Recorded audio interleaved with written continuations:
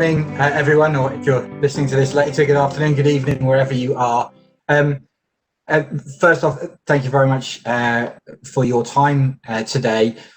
As Angelique outlined, we're going to talk today about data and intelligence and how important and critical that is to your VMS and MSP program.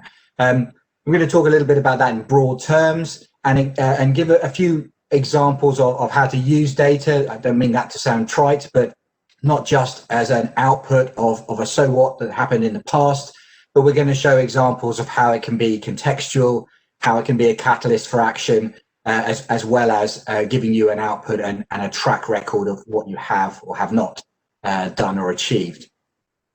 I'm then going to pass over to Joost, who's going to talk a little bit more about the MSP's use of that data and what they can then do with some practical examples around the talent advisory functionality that Sourceright is very proud of.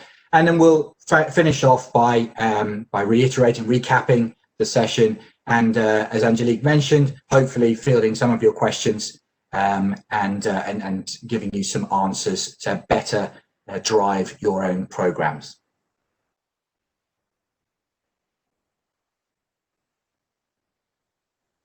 So just broadly, and I hope that this is not controversial for many of you, but I do want to talk about the value of data and analytics when it comes to business intelligence, with a particular focus on what we all do for a living, which is managing that workforce life cycle. And I think it's worth considering that if you take the data and the insights away from that workforce management cycle, you just have recruitment. It's just a single, one-time, one-effort hiring process. There's no historical learnings. There's no future benefits. It's just a moment in time. That's not to say it can't be done, but you gain nothing to help you with that process, and you take nothing away from that process if you don't have the means to capture and interpret that data. The data is vital to ensure that with each cycle of that hiring process, you benefit and you're set up as successfully as possible for the future. I always used to think of it as an upward rising spiral. Each time that you return to the beginning of the process, you should be high. You should know more than you did the last time around. We know that recruitment is time critical. The market is competitive, it's fast moving, but contingent hiring is by its very nature there as a means to deliver a solution rapidly. Right?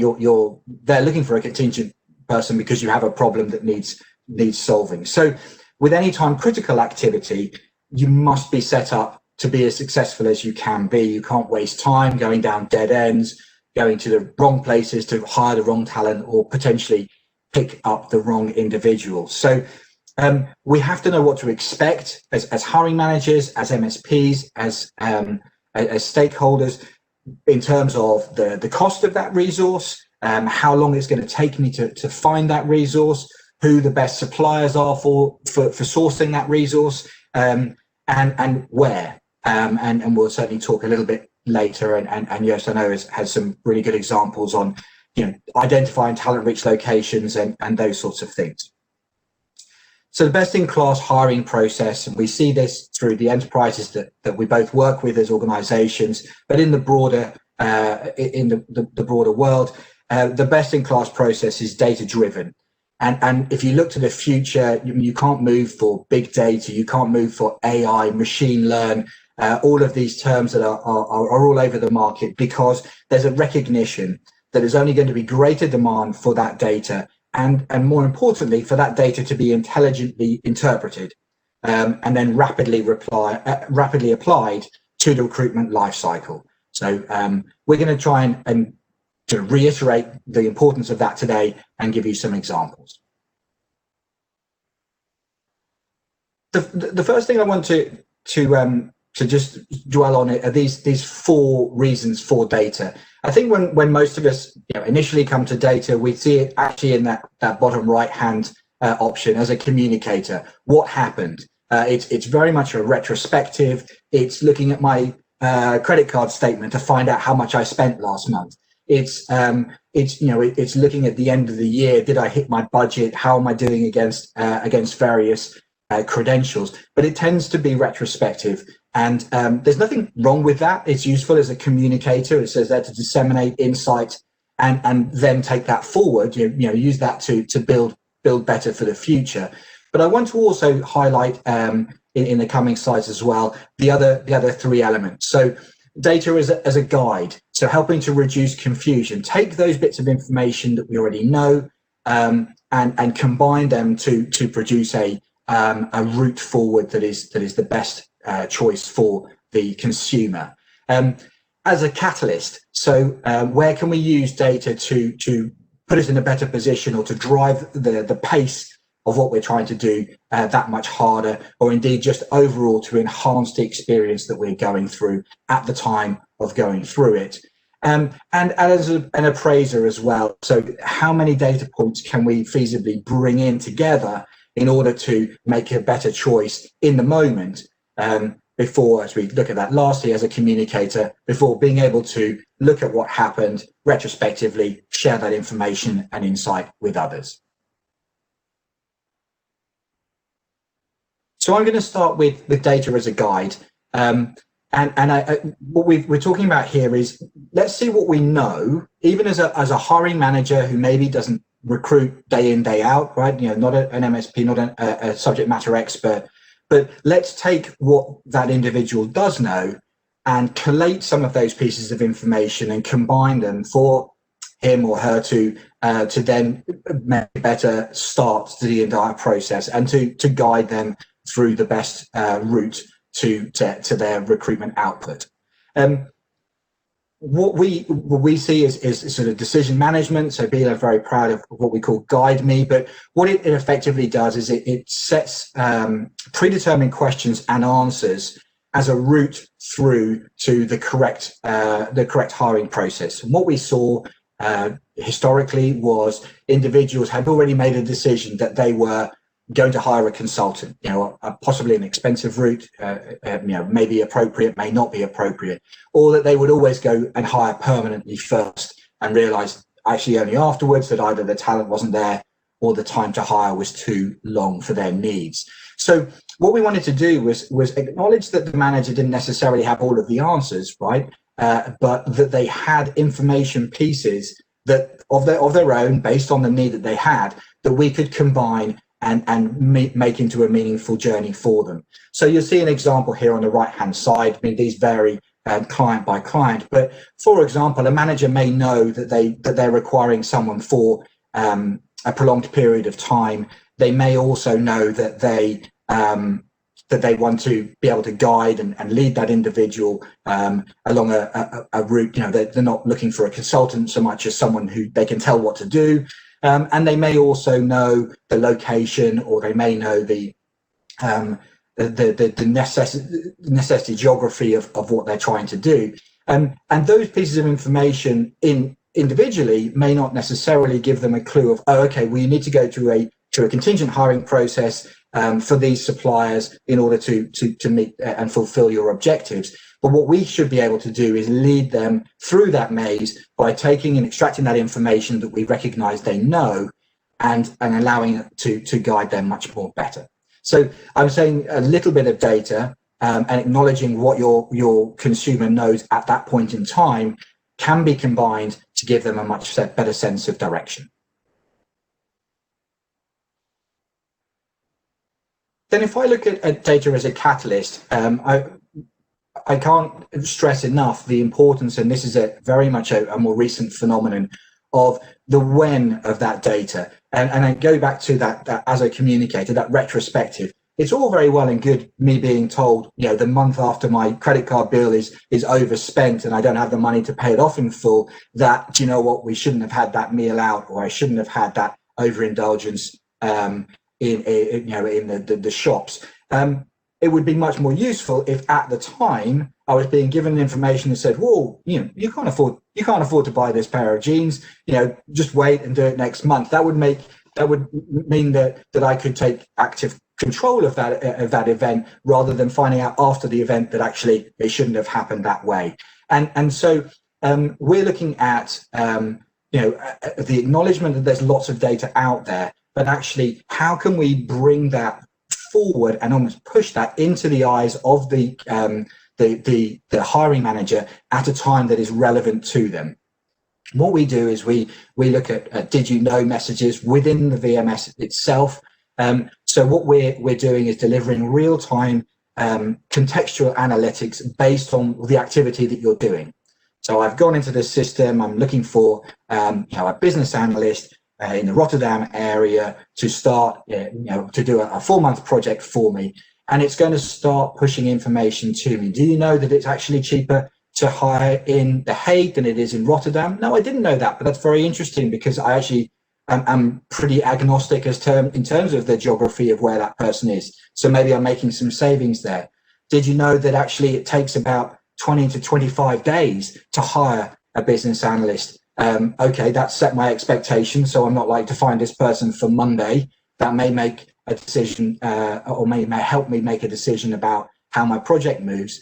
And most critically, and we see in terms of how clients benefit the most from this, is we also tell you, do you know what, you've got a business analyst that's working for Joost's team, 2 divisions along from you that you're not aware of, but they're finishing at the end of this week, or they're finishing at the end of November, and they would be ideal for your position. So rather than go out and competitively hire within the market and delay all those times, why don't you just adopt the individual as they finish one project to come onto your own? The benefits, of course, being that they already understand your business, they're already vetted, they're in the business, they could be a self-starting very, very much faster.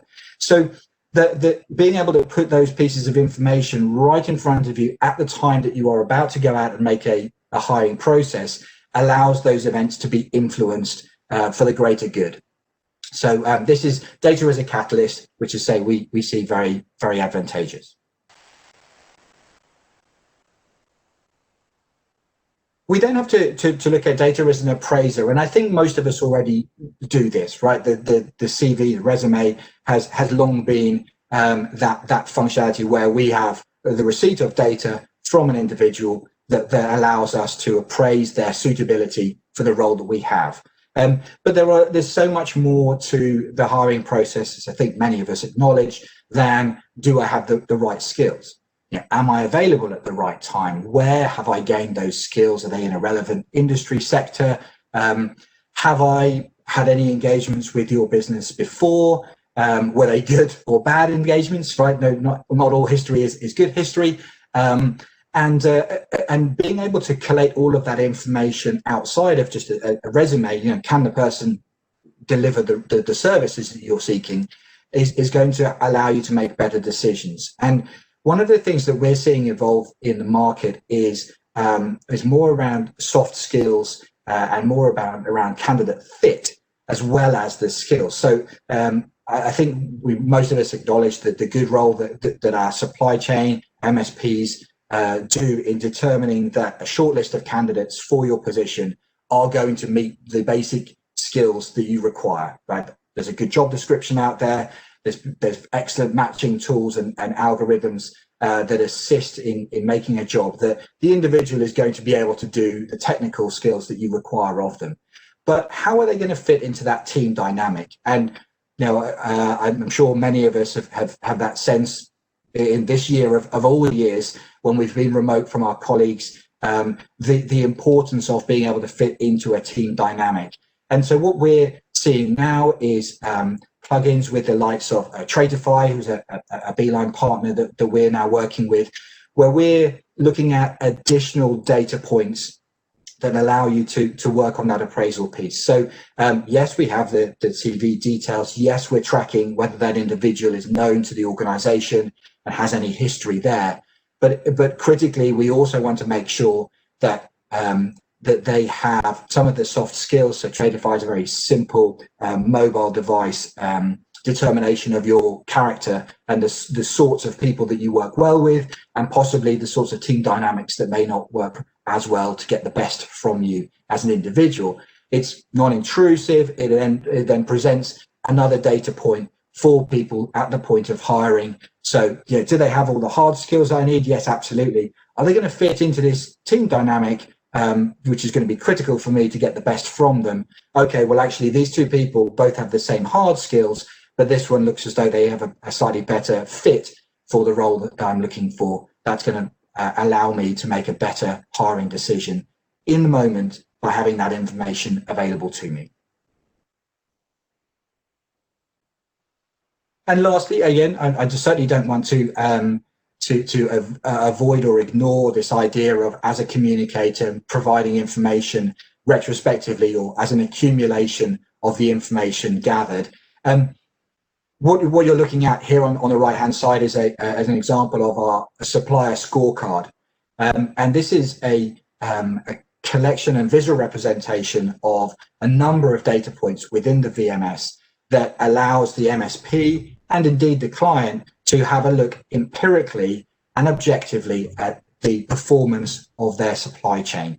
And this is not just who was the cheapest, who was the fastest, who had the best quality. It's a combination thereof, because as we all know, those are elements that are all critical to different parts of the organization, but they're all relevant in the story of who is the best, who could be improving.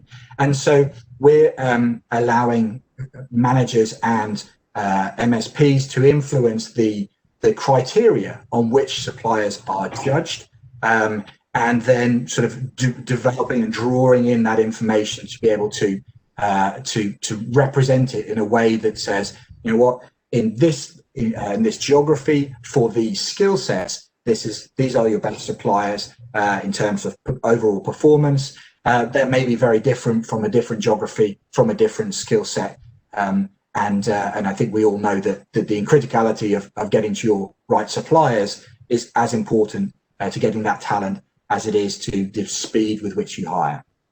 So, analytics here being drawn from, again, a number of different data points, but being presented in a means that is easy to communicate out. This is something that we can actually screen the names here, and you can sit in front of Foxtrot Technical without showing the names or breaking any of the confidentiality of your other supply chain, and say, look, guys, you need to be doing a bit better. There are suppliers doing this, delivering it better than you, and that may be in a number of criteria. It may just be in responsive time, it may be in the quality of the candidates or their adherence to rate cards. So you've got all of that information there to be able to communicate that out and make a better situation for the future. So having gone through those four types of business intelligence, Joost, I'm going to pass it over to you, I think, and see if we can go a little deeper into some of these topics. Thank you very much, Alistair. I want to build upon what you just said about the suppliers and the scorecards that Beeline shows. And then what does an MSP really do with that data? Because I think it's important to know, once you have the data, how are you going to frame that conversation with the business, but also, for example, with your suppliers. So if you have all that data, it gives you direction to steer, it gives you real-time improvement possibilities that you have, and an MSP will take it upon them to have those conversations with the business and with the suppliers. And then, like you said, I think it's very good to highlight what is going well, what maybe needs attention, and also to flag which suppliers are doing really well, and how can you make sure that the suppliers that are performing really well, how you make that integral part of your delivery. So an MSP will set up the whole framework around the KPIs and the SLAs and discuss that with the suppliers, show them how they can improve their performance, and make sure that they're on track, make sure that you reach the goals that you've set out for your MSP program.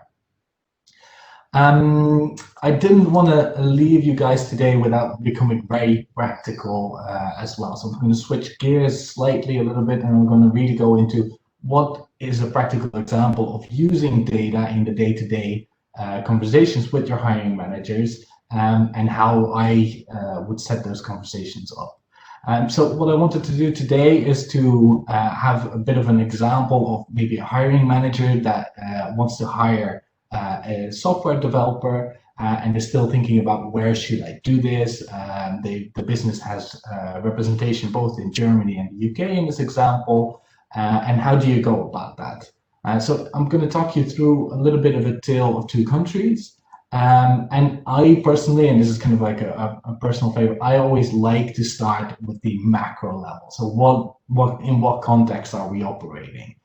So if we think about software development, we need to think about, okay, how scarce are these profiles and how are these countries doing? So I usually try to combine the data that we have ourselves, but also there's a lot of data you can find on Google that will help you frame these conversations.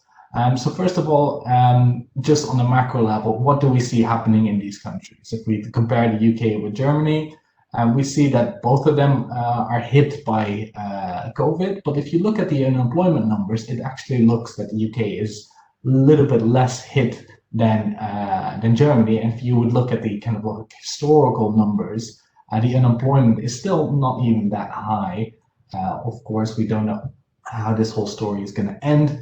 But it does look like software development, which was a scarce role, with relatively low unemployment in both countries, can still be a scarce role. And then also to compare the countries, I've looked at what's the ease of doing business, which is made up by how are the labor laws in that country? Can you start an organization, start a new company quite quickly? What does that mean? And then you see that consistently in the last few years, UK have been performing a little bit better. And also, I wanted to look at the digital competitiveness ranking, where you see that the UK has also been outperforming the UK a little bit. So there's a little bit of background to set the scene for your conversation with your hiring manager. Then, if we look into the UK and the supply pool for software developers in the UK, there's probably no surprise for anybody here that London has by far the biggest pool. Maybe the surprise there is that the difference with the other cities is quite big. So the supply pool in London is much higher. But overall, that won't be much of a surprise. Then we look into what has the impact been of COVID on the demand for software developers in the UK. And then you, of course, see quite a big drop once it really starts hitting. But interestingly enough is that you see it month over month, you see the vacancies growing again. And if you even compare September, we were already higher than we were in February. So that's actually quite interesting. So if you have that conversation with your hiring manager that says, well, it should be easier to hire now, and this kind of data helps you to shape, well, actually, it might not be as easy as you think. COVID has hit us, but actually the result of that, we're already at the same level of demand as we were before COVID hit in the UK. Then it's also good to zoom in on a regional level, because we see quite some regional differences. So if you look at the graph on the right, you see the differences between cities, and you see that there is a different result in every city. Where in Manchester, the growth of the last 6 months with COVID is already much higher than it was compared to last year. London, by far the biggest city, you see also a growth, but there are also some cities where you actually see a decline in demand. If we then look at the graph on the bottom left, you see actually overall in the UK that demand has really gone up compared to last year. Then if we zoom into a couple of skills, because software development, of course, is a large category. If you really want to look into, okay, what are the different skills that are important for software development, you see that overall, all the numbers are going up. But there are a couple of interesting ones. If you look at, for example, at Python, that might be one with a maybe lower demands, but the increase compared to last year is really big. That's 42% increase in Python, which is a very interesting move anyway, because if you think about what Python does and how that relates to what we do with it, it's much more focused on AI and that kind of things. It shows where organizations are going. And I think also interesting is always good to realize is that if you look at hiring software development, only 21.3% of the companies that hire software developers are actually in information and communication industry. So almost 80% are not. So you're competing with companies that are in many different sectors. And it's good to realize that, for example, insurance companies, they've always compared themselves with other insurance companies, but actually you're now competing for talent. So what does that mean? It's good to zoom into and have that conversation with your hiring manager on how to be attractive employer for this talent. Then I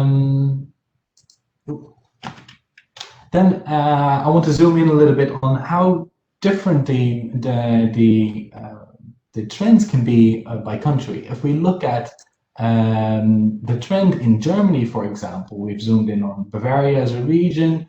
Again, I don't think there are many surprises there, but if you keep in mind the graph that we just showed for the UK and you see the result of COVID, the vacancies is maybe going down a little bit less fast, but has definitely not recovered yet. Right now, or in September, we were at 18% of the vacancies we were in February. So that is still lingering and maybe gives you a better opportunity to look for talent in Germany because there's a less big of a battle for that talent going on right now. I think this kind of things are really not that well known. We know that the countries are handling this differently, but if you would have asked me upfront to say what would be the tighter markets, like, well, there's a lot more insecurity in the UK with Brexit, how that's all going to continue. But you actually see in demand for the actual software developers, there's quite a big difference. Then again, zooming into the different regions, if you look at the city graph, you see that the overall trend is there pretty much the same. If you compare the overall vacancies on the top left with the software development vacancies, you see actually the software development going down even faster. Also, that's a trend that I not initially had expected, but does help us to realize what's going on in this market. And then I thought, okay, we need to look for what is happening in these markets. How does this explain what we are doing? And an interesting difference that we found in the data as well is that we looked at all these vacancies and looked at how often is remote working allowed in these vacancies. And there we see actually quite a big difference between the countries. What really sticks out for me is that UK, and for software development, roles, more than half of the roles are now allowing remote work. And I think that makes a lot of sense. We're all working from home. But for Germany, that's only 10%.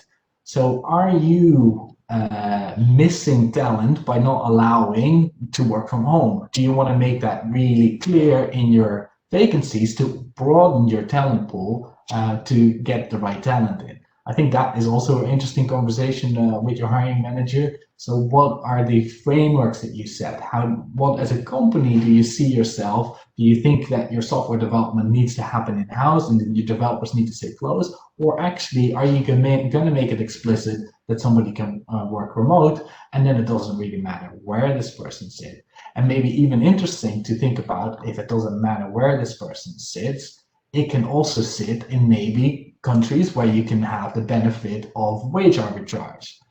So if you think about, for example, Poland, how does the remuneration then look to compare to for a software developer in Poland? You see that the difference between somebody working in Germany is almost half the salary cost for somebody working in Poland. So that can be quite interesting to deliver your product to market, maybe even for cheaper and maybe even faster if you take into these things into account while having your conversation with your hiring manager. One more thing on that. Also good to realize that, of course, if you want to hire in another country, there is maybe a language or a cultural barrier. You need to be aware of how that works, and the hiring manager needs to be comfortable with that. But the language barriers is also something that you can find out and know, for example, what that does on remuneration. So if you look at, for example, Spain, we see that the salaries are higher, 20% higher for somebody that has good control over certain languages as German and English, for example. And then if you follow that conversation and your hiring manager is open, you need to be able to know if you can actually deliver that talent from a certain country. You see, for example, that if you look at the English-speaking software developments, there are quite large talent pools also outside of the UK or Germany, for example. So it's good to know where you're looking. If you then look at Poland, there is actually quite a significant amount of talent that you can look for. And then even, especially if you're going to allow remote working, it means that you can tap in the whole pool in Poland. Then I'll hand it over to you, Alistair, to round everything off. Thanks, Joost. That's some really good deep level data there. I was as a British resident, I was sitting quite smugly here about the depth of our talent pool, and then you had to mention Brexit, so I feel suitably embarrassed again. But I just wanted to sort of come back here and reiterate what we've covered today. I think as you've been showing there in terms of how you can get really into the information that makes a better talent decision.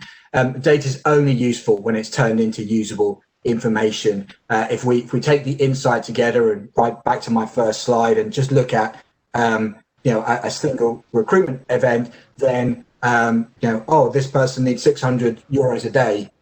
We don't know whether that's good, bad, or indifferent. We don't know if that's wildly outside of the range of the market. We don't know if it's under. We need to be able to turn it into useful information for us and also for our colleagues and our wider industry. With the right tools, though, and in the right hands, and that's your hiring managers as well as your partners, your MSP and your technology. That data becomes your means of communication, influence, and persuasion. So it's not just that. So what afterwards? It's about guiding that person through. It's about helping to determine the right decisions at the right time within that cycle.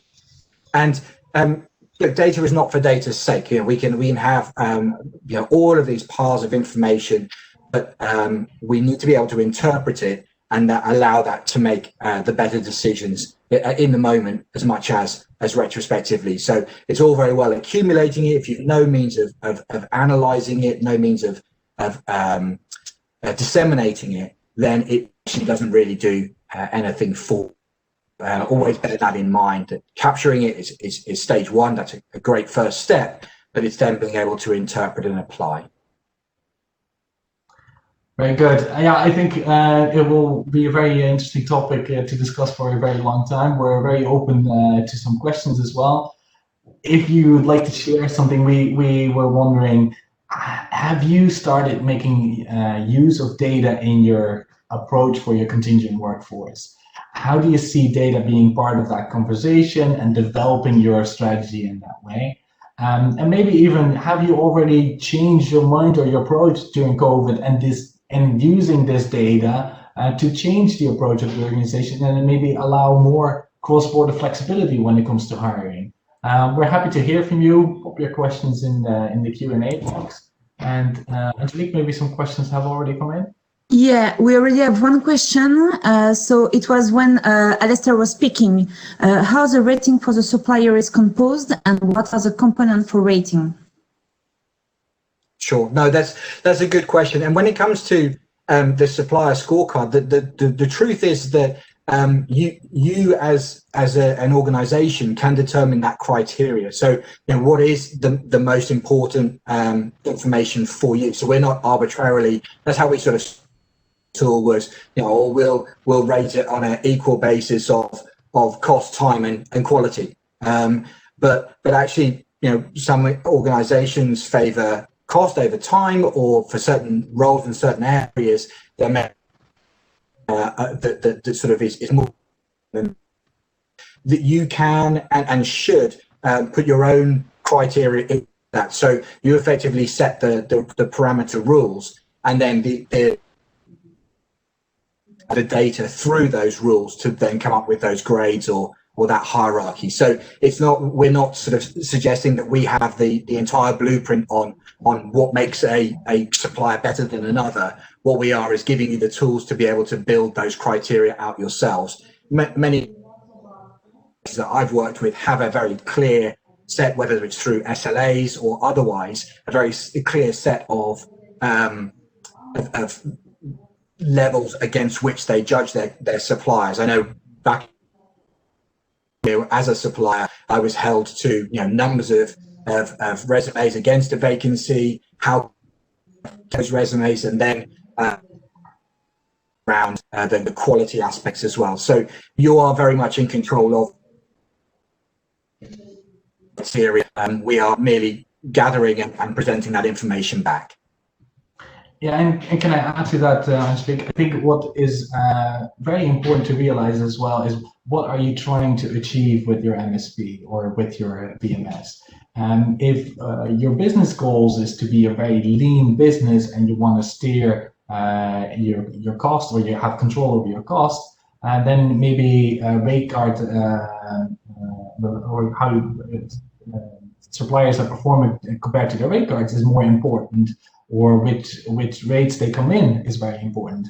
But if you want to be really fast in getting your product to market, your time to fill might be much more important, or your access to talent becomes much more important. So then you want to have that conversation, or you want to set up your scorecard in that way that you really judge your suppliers on the goals that you're trying to achieve, and at the same time have those conversations with the suppliers to say, I'd rather have the talent a little bit faster than for the lowest price, or the other way around, saying, guys, for us, price is very important, so make sure you stick to the rate cards.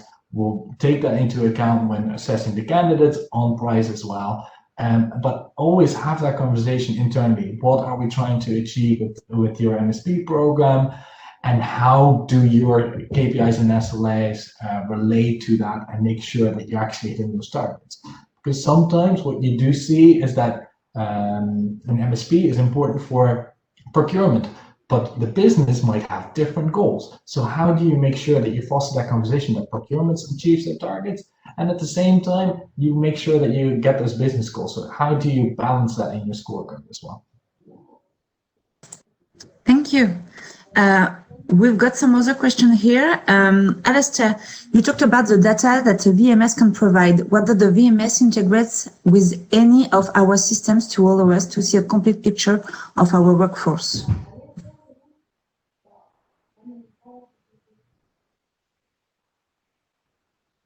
You're on mute, Alistair. I am sorry. Can you hear me now? Yes. Data is very important within the VMS. There's probably a whole hour to do in terms of how that is. It's been the biggest even, I would say, in the last 5 years.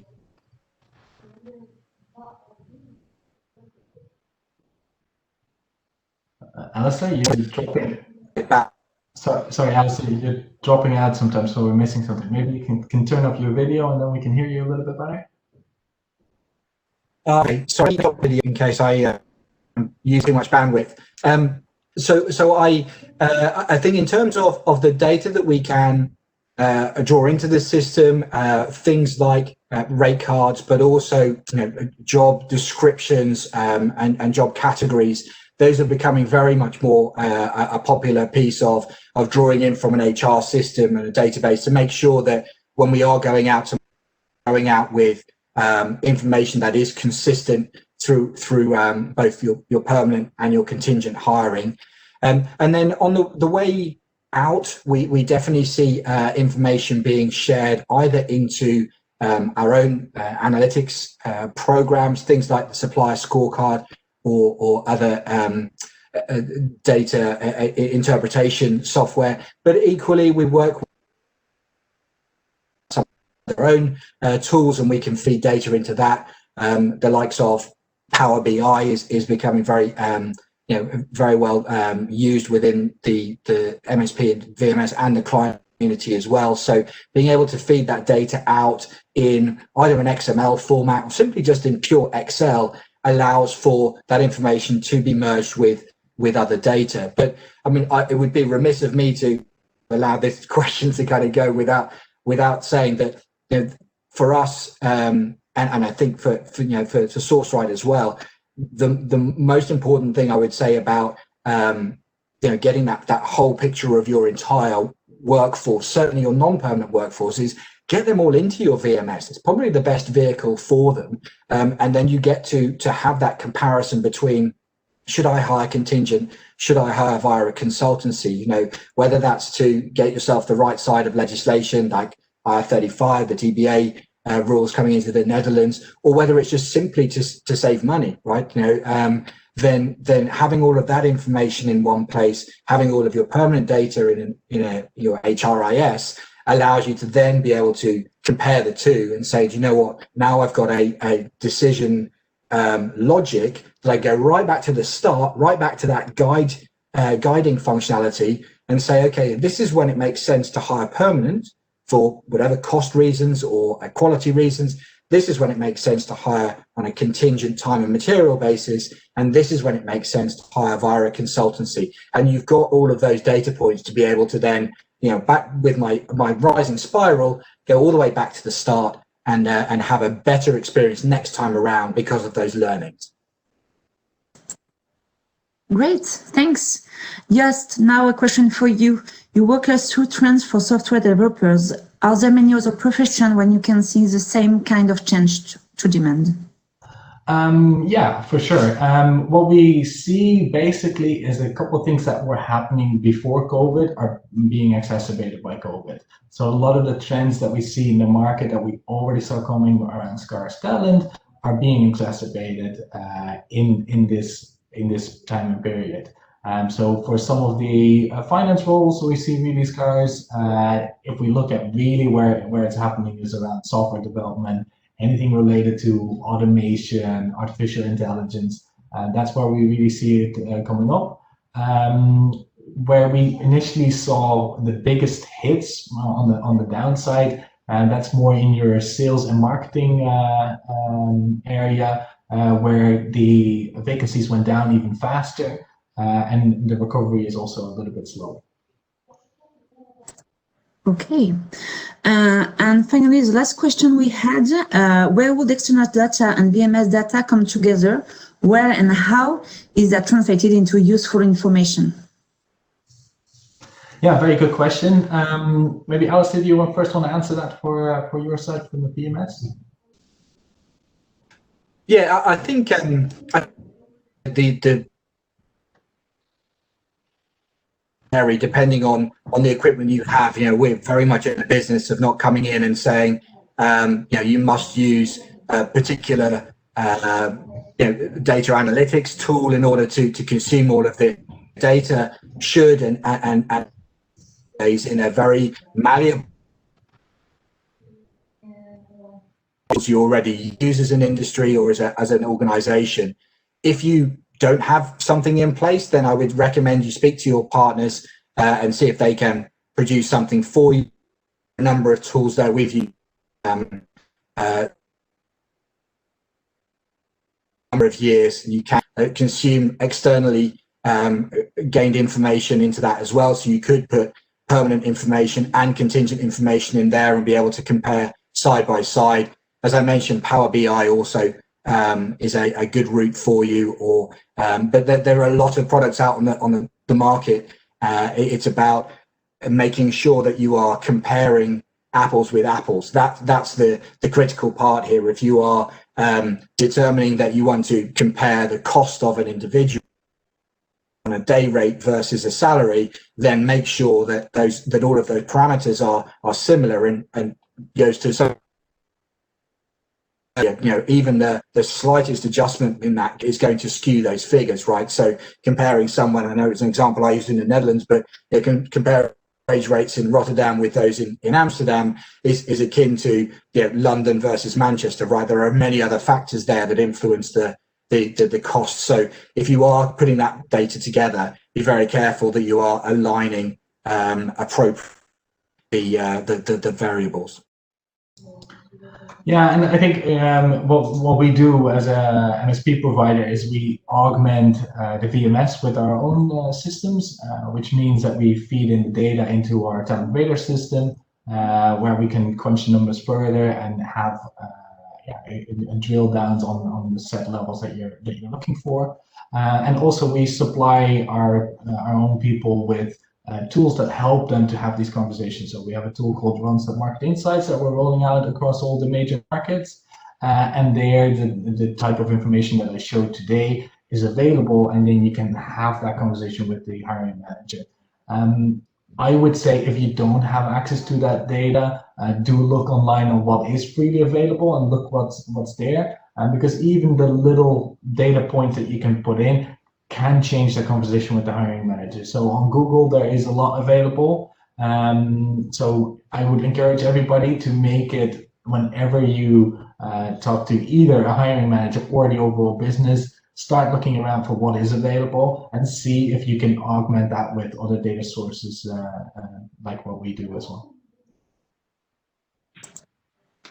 Great, thank you.